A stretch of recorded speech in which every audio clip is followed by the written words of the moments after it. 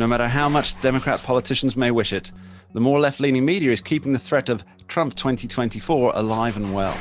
After all, who has been better for the fourth estate than the Donald? But is there a new threat on the horizon for those who wish the America First, MAGA-centric arm of the Republican Party would just go away?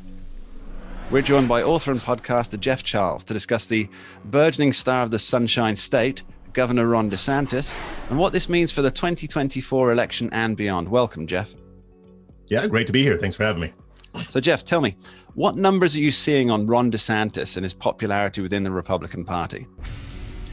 Well, I mean, there was a recent conservative conference where they did a straw poll, and basically they allowed participants to indicate who they would support for a potential nomination for 2024.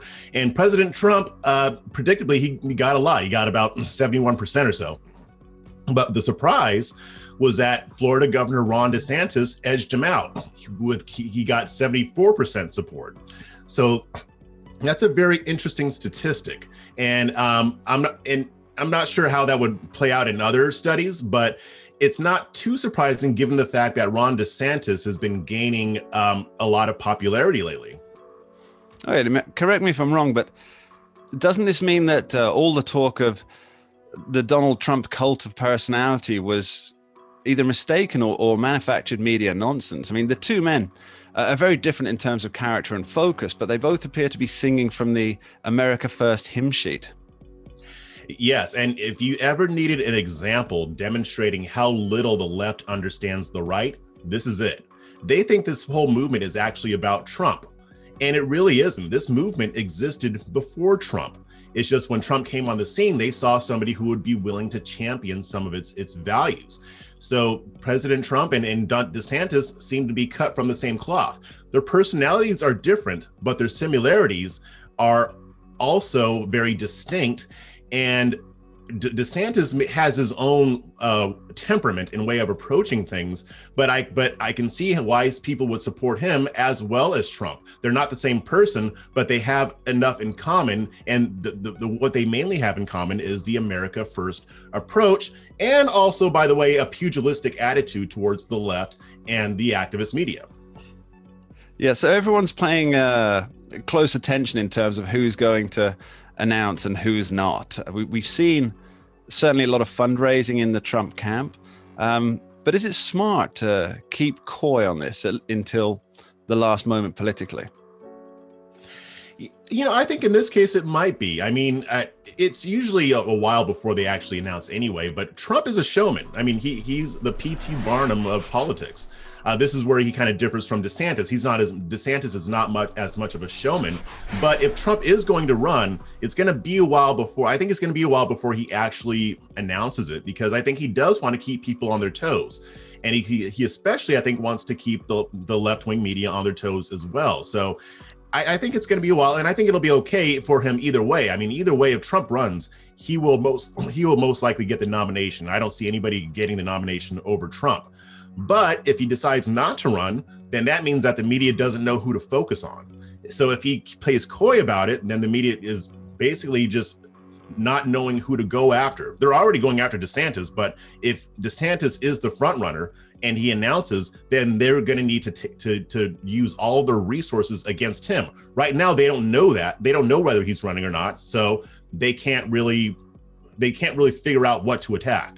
I think that's a very interesting analogy, Jeff. When I mean, the amount of media airtime that they have to expend on individuals, when it was between 2017 and 2021, almost all of the media attack time was devoted to Donald Trump. But if they have, for example, let's say 24 candidates, much similar to the Democratic primary in 2016, they won't know. The enemies of the GOP within the media won't really know where to focus the majority of their fire, figuratively speaking. Mm-hmm. Yeah, exactly. And the thing is, if they don't know if Trump's running or not, they devote all the resources to attacking Trump, then it turns out he's not going to run anyway, then they'll have wasted an opportunity. So yeah, they're in a sticky situation here. It's an odd situation where a political party is running not just against their opponent political party, but also against a large swath of the the fourth estate. It's quite an interesting time to be alive in. Now, Jeff, opinion time. Will we see a Trump DeSantis ticket in 2024? Why or why not? I'll say this because I mean that's the question that's been being asked a lot. I'm still not convinced that Trump is going to run in 2024. I think if he does, he will choose DeSantis, but I'm still not convinced that he even plans to run in 2024. I mean, I see him enjoying this kingmaker role quite a bit. So I think that he might want to wield influence outside of the Oval Office, but I could be wrong. So we'll see. Yeah, it could be. And also we haven't really addressed that, what Ron DeSantis' wishes may be himself. I mean, would he be happy playing second string to Donald Trump on that ticket, or would he prefer to go all out on trying to win the nomination himself? Your thoughts on that? I think, honestly, if Trump runs, you're not going to see a really big Republican field. You're not going to see many people who are going to run against him for the nomination. Except maybe John Kasich. Yeah, John Kasich. Yeah, the people who hate him. Yes. I mean, other than those folks, I don't think anybody's really going to challenge him. So I think DeSantis would jump on the opportunity to be Trump's vice president, because that will actually set him up later to get the presidency. Jeff Charles, thank you very much. Thank you. That's it for this edition of Liberty Nation Television. Remember to hit Liberty Nation News for original articles, the Uprising and Rabbit Hole podcasts, and our signature television program, The Conservative 5. Just go to libertynation.com in your browser, or hit Rumble, YouTube, or check out Liberty Nation News Roku channel. I'm Mark Angelides. Thanks for watching. This program is a production of libertynation.com, conservative news, where truth matters. Who are we? We are Americans that believe in liberty. We are a project of the nonprofit One Generation Away. We are patriots who apply the founding principles to the issues of today. And they keep moving the goalposts on us. We are educators and commentators who love America and the Constitution. Who are we? We are Liberty Nation.